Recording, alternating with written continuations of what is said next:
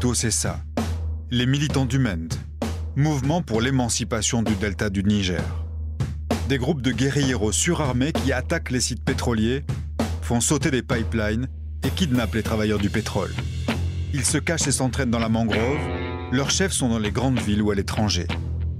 Tirant leurs revenus de la vente d'armes, de la contrebande de pétrole et des rançons extorquées aux compagnies étrangères, ils s'en prennent directement aux forces de l'ordre au cours d'échanges qui se terminent par des morts des deux côtés.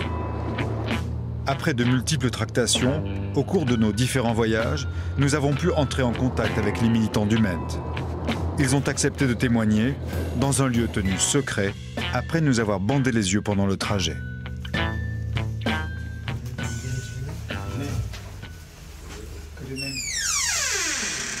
Dans une pièce aux fenêtres et aux portes condamnées, nous avons rencontré ceux qui terrorisent les employés des compagnies pétrolières et qui réussissent par leurs attaques à fragiliser la production. L'homme qui va nous parler se fait appeler le commandant Rambo. La situation dans le delta ressemble depuis 50 ans à celle de l'époque de l'esclavage. Le mouvement pour l'émancipation du delta du Niger se bat pour libérer notre peuple de cette oppression.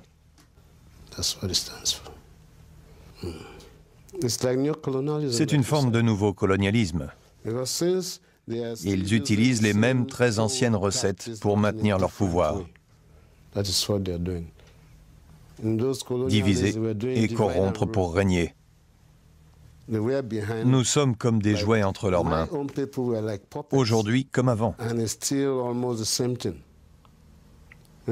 Les compagnies pétrolières achètent les chefs locaux, les gouverneurs, et ils suppriment les droits des gens. Ils suppriment leur liberté. Notre seul moyen, c'est de forcer les autorités à faire les choses de manière plus juste. Si nous attaquons les sites pétroliers et que nous perturbons la production, cela gêne le gouvernement et cela gêne les compagnies pétrolières. Il faut leur faire peur et les forcer à changer d'attitude. Êtes-vous en mesure d'aller loin en mer, d'attaquer une plateforme au large par exemple? Si nous décidons de le faire,